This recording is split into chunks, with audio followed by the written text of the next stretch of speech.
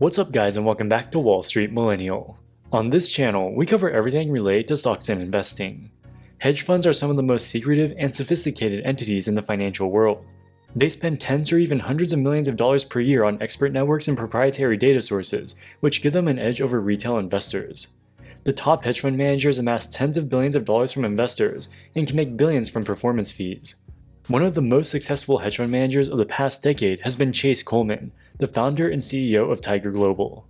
With an estimated $95 billion of assets under management across its various funds, Tiger Global is the 8th largest hedge fund in the world. The fund's swelling assets has translated to Coleman's growing net worth. In 2020, he was the highest paid hedge fund manager in the world, raking in an eye-watering $3 billion. This brought his net worth up to $10 billion. Tiger Global had turned into a multinational organization with over 200 employees across offices in New York, Hong Kong, Beijing, Singapore, and Bangalore. And with a 20-year track record of crushing the S&P 500, Coleman looked unstoppable. Unfortunately for Coleman and his investors, all good things must come to an end. Since the beginning of 2022, his two main public equity funds have crashed by 44% and 48% respectively, wiping out more than all of the gains they've made in the past 2 years. In just 4 months, they've managed to burn tens of billions of their investors' money, which include pension funds for teachers and firefighters. Behind the facade of sophistication, Coleman's portfolio was extremely risky and speculative. While this created tremendous gains when times were good, as soon as the market conditions reversed, it all crashed down like a house of cards. In this video, we'll look at how Tiger Global rose to the top of the financial world, and how it all came crumbling down. Coleman got his start in the hedge fund world in the late 1990s by working for Tiger Management, run by the legendary hedge fund manager Julian Robertson. Robertson is considered to be the godfather of modern hedge funds. His idea was to identify high-quality companies and buy their shares, and also identify low-quality or overvalued companies to sell their shares short. If you're good at differentiating between good and bad companies, your longs should do better than your shorts, and your portfolio will appreciate regardless of market conditions. This strategy worked extremely well throughout the 1980s and 90s, and his hedge fund grew to $20 billion of assets under management, making it the largest hedge fund in the world at the time. In 1999, Julian started shorting shares of high-flying.com companies because he knew that they were overvalued and many of them had deeply flawed business models. Unfortunately, the market can stay irrational longer than you can stay solvent. He lost so much money on his short positions that he was forced to shut down his hedge fund right before the bubble popped. A few years before Tiger Management blew up, Julian hired a young man by the name of Chase Coleman to analyze technology stocks. Robertson saw great potential in him, and after shutting down Tiger Management, he gave Coleman $25 million of startup capital to launch his own new fund. Coleman named the new fund Tiger Global and focused primarily on technology stocks. Coleman saw tremendous opportunities for disruptive technology to revolutionize many parts of the economy. Not wanting to repeat the mistakes of his former boss, he went long shares of high-growth technology companies instead of shorting them. Tiger Global started operating almost right after the tech bubble collapsed, which gave him a massive opportunity to load up on promising technology stocks which were thrown out with the bathwater. He was also one of the first Western investors to see the potential in Chinese internet companies, as this was a very new market at the time. Over the next 20 years, Coleman would make outsized gains on his well-picked technology stocks, making 20% annualized returns on average, which is almost double the S&P 500.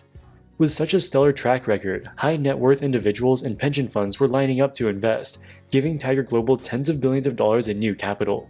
When the pandemic hit in early 2020, Coleman saw the tremendous opportunity for companies that made work-from-home technologies. He told his analysts to look at publicly traded companies from around the world that stood to benefit the most from the lockdown economy, and formed his portfolio on that basis. For example, one of their major holdings was RingCentral.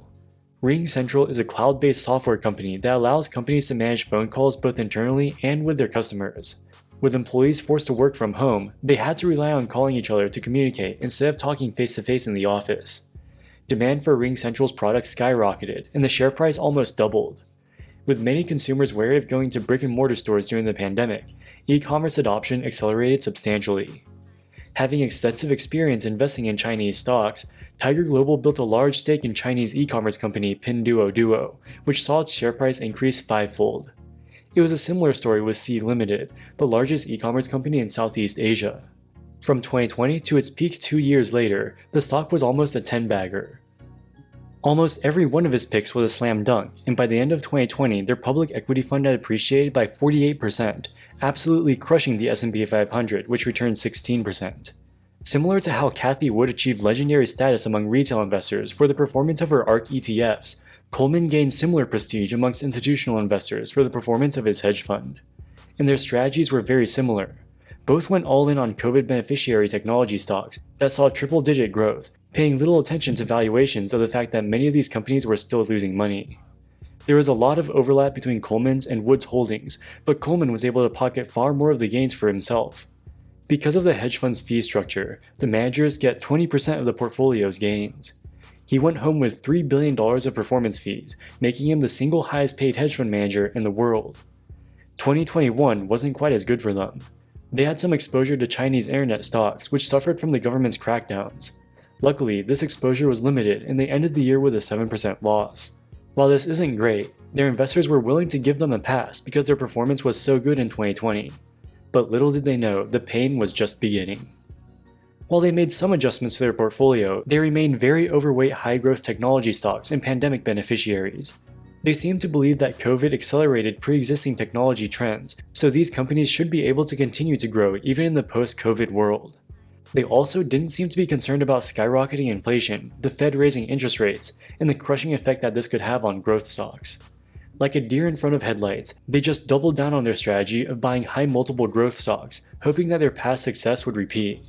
As the Fed started raising interest rates, their stocks started getting crushed like soufflés under sledgehammers. They have two main public equity funds, a long-short fund which both buys and short sells stocks, as well as a long-only fund. In theory, the long-short fund should be protected from market crashes because the profits from your short position should offset the gains from your longs. But that was not the case for Tiger Global. In the past 4 months, their long-short fund has fallen by 44%, and their long-only fund has fallen by 48%. The short positions in the long-short fund only protected the downside by 4%.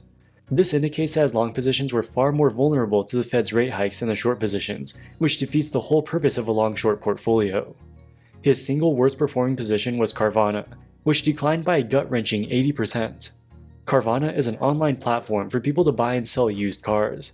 They are best known for their massive automobile vending machines.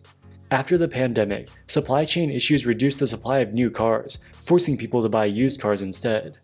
The problem is, supply chain issues are now making it more difficult for them to source used cars, and they can't meet demand. Despite their impressive revenue growth, they're still burning cash and reporting net losses in most quarters. The stock has fallen by almost 90%, giving up more than all of its pandemic gains. Another one of their big losers was Sea Limited, which they had owned since at least 2020. They made billions of dollars of unrealized gains as the stock was inflating during 2020. However, instead of taking profits, they doubled and tripled down on the position, losing almost all of their gains. SIA owns Shopee, which is the largest e-commerce platform in Southeast Asia. In an effort to gain market share, they spent heavily on marketing and kept platform fees very low. While this strategy was successful at driving revenue growth, they're still years away from profitability. They also own a Fortnite-like game called Garena Free Fire. This exploded in popularity during the pandemic as people were forced to stay at home, but revenue growth has since moderated. Most of Tiger Global's other holdings have similar stories. They were pumped up to insane valuations during the Fed-induced COVID bubble. They naively thought that the growth would continue forever, so they doubled down. Now they're finally paying the price. In addition to investing in public equity funds, Tiger Global also invests in privately held technology startups. Today, their venture capital funds manage about $40 billion. The disastrous 48% decline is only within their public equity fund. It's easy to assess the performance of a public equity fund because you can see the prices of each stock every single day and calculate the value of the entire portfolio. The value of a venture capital portfolio is much more difficult to estimate because you don't have a share price to look at. While we don't know for sure how the performance of Tiger's venture capital firm has been this year, there's strong reason to believe that it's even more disastrous than their public equities. Over the years, they've grown their venture capital business rapidly. They've raised tens of billions of dollars from investors and tried to deploy this cash as quickly as possible.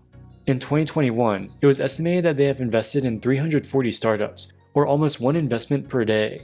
In a rush to get as many deals done as possible, Tiger's investment analysts do very little due diligence and sometimes agree to make investments in companies after just one phone call with the founders.